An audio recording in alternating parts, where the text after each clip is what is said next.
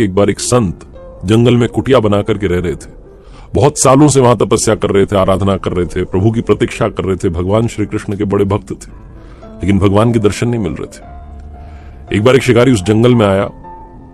उस शिकारी के लिए वो जो जंगल था वो नया था, उसे किसी ने बताया था कि इसमें बड़े जानवर हैं, तो पहुंच गया था शिकार की तलाश में।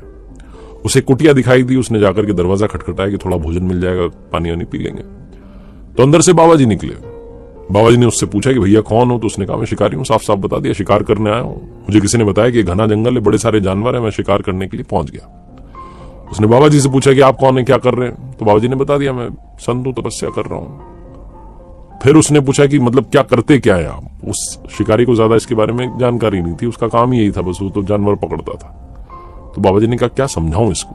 तो बाबा जी ने कहा कि भैया मैं भी आप ही की तरह शिकार करने आया हूं, मैं भी शिकारी हूं एक तरीके का, लेकिन मेरा शिकार मिल नहीं रहा है, बहुत प्रतीक्षा कर रहा हूं, बहुत सालों से इंतजार कर रहा हूं। शिकारी ने पूछा कि मतलब कैसा दिखता है आपका शिकार? मैंने बड़े बड़े पकड़ लिए हैं, आप टेंशन मत लीजिए, कैसा दिखता है आपका शिकार, बताइए मुझे बहुत अनुभव है। बाबा जी ने सोचा आप क्या बताऊं इसको, कैसा दिखता है, क्या बोलूं?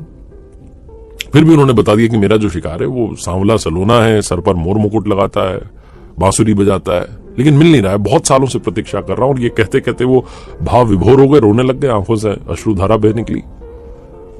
वो जो शिकारी था वो भी इमोशनल हो गया। उसने कहा बाबा जी रो क्यों रहे आप, ऐसी क्या बात होगी? मुझे बहुत वर्षों का अनुभव है, आप चिंता मत कीजिए, आपके शिकार को पकड़ के लाऊंगा। और आज मैं प्रतिज्ञा करता हूं, वैसे तो मैं पानी पीने आया था, भोजन करने आया था आपके यहाँ, लेकिन आज प्रतिज्ञा करता हूं कि जब तक आपका शिकार नहीं पकड़ लेता तब तक अन्न का एक दाना ग्रहण नहीं करूंगा, पानी नहीं पीऊंगा। आप देखना, अभी बस मैं गया घने जंगल में, पकड़ के लाता हूं, आप टेंशन मत लो। ऐसा बोलकर कुछ चल दिया। वो जब जा रहा था तो बाबा जी सोच रहे थे कहां मिलेंगे इसे, मैंने क्या बोल दिया इसको कहां भगवान मिलेंगे, मैं इतने वर्षों से प्रतीक्षा कर रहा हूं, मुझे नहीं मिला। शिकारी गया, जाकर के उसने घने जंगल में जाल बिछा लिया, बड़ा सा पेड़ के ऊपर जाकर के बैठ गया, इंतजार करने लगा, प्रतीक्षा करने लगा कि वो शिकार आए, सर पर मोर मुकुट, बांसुरी बजाते हुए, सांवला सलूना।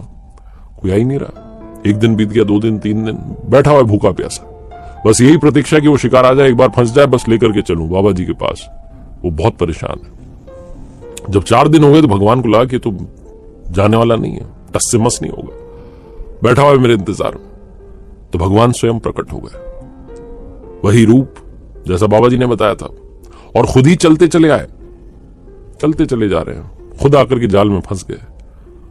और जैसे ही उसकी नींद लग गई थी, ऊपर शिकारी के पेड़ पर बैठे, उसकी नींद खुली, उसने कहा शिकार तो आ गया है, फंस गया है, मिल गया। वो दौड़ते हुए फटाफट से नीचे उतरा, दौड़ते हुए बाबा जी कुटिया की तरफ चलने लगा। कंधे पर वो जाल जो था उसमें फंसे हुए थे भगवान, उनको लेकर के जाने लगा और कहने लगा बस बहुत दिनों के बाद मिले हो, जाने नहीं दूंगा तुम्हें। वो बहुत परेशान है, पता है तुम्हें। ले जाकर के उस जाल को वहां रख दिया। बाबा जी कुटिया के सामने दरवाजा खटखटाया, बोले मिल गया शिकार आपका। बाबा जी ने दरवाजा खोला तो साक्षात प्रभु खड़े थे, वही रूप जो बताया था शिकारी को बाबा जी ने। बाबा जी पैरों में पड़ के कहने लगे प्रभु भगवान, इतने वर्षों से आपकी तपस्या कर रहा हूं, आपने दर्शन नहीं दिए, इस शिकारी को आप कहां मिल गए? भगवान ने कहा इसके भाव तुम्हारे भाव से भी ज्यादा ताकतवर थे, ये संपूर्ण भाव से मेरी प्रतीक्षा कर रहा था। तुम तो जब तपस्या करते थे कुछ न कुछ ख्याल आ जाता था तुम्हें, कुछ न कुछ विचार आ जाता था, लेकिन इसके मन में कोई विचार ही नहीं आया। 4 दिन से मेरे रूप की प्रतीक्षा कर रहा है कि ऐसा कोई दिख जाए तो एक बार लेकर के चलूं बाबा जी के पास। इसकी भक्ति से मैं प्रसन्न हो गया, मुझे तो आना ही था, 4 दिन से बैठा हुआ था। बाबा जी ने हाथ जोड़ लिए, प्रणाम करने लगे, आंखों से अश्रु बहने लगे, कहने लगे प्रभु आपकी माया धन्य है।